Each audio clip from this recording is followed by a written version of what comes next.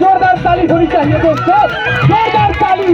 अल्लाह बोलते क्या बात है।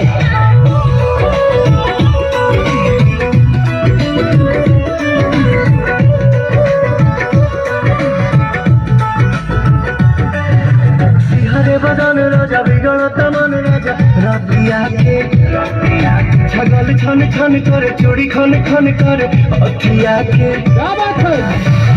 कहीं तो भाई रौर गोड़ लिहिना बाटे कमर कमजोर पिया अरे पिया क्या बात है, जोरदार ताली होनी चाहिए दोस्तों, जोरदार ताली होनी चाहिए। छोड़ दीना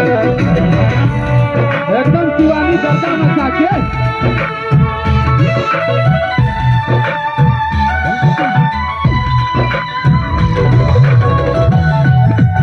भैया बैठ जाएंगे आप लोग, पीछे तो कुछ लोग देख रहे हैं। भैया बैठ जाइए आप सभी लोग। नया भइल गवना लवन नया नया अपना में हर पानी कोई दिन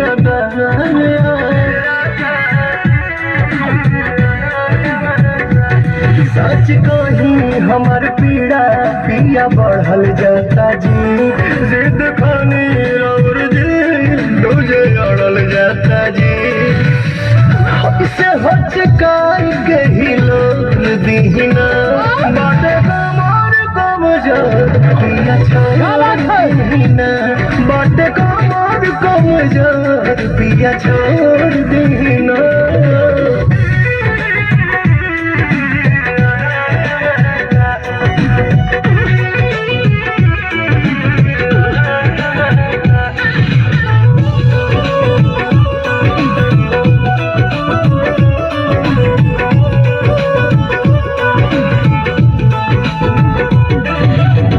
लाल लाल कोई दिहनी गोर मोर बदन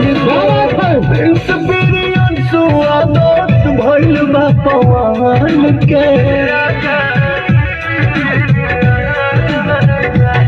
धरी धीर काल फिर भेंट होइए पिया भले सन परेशान में न धोइए पिया नौसों में न जग देखना खर दीना बाटे कमर कमजोर पिया छोड़ दीना बाटे कमर कमजोर पिया छोड़ दीना।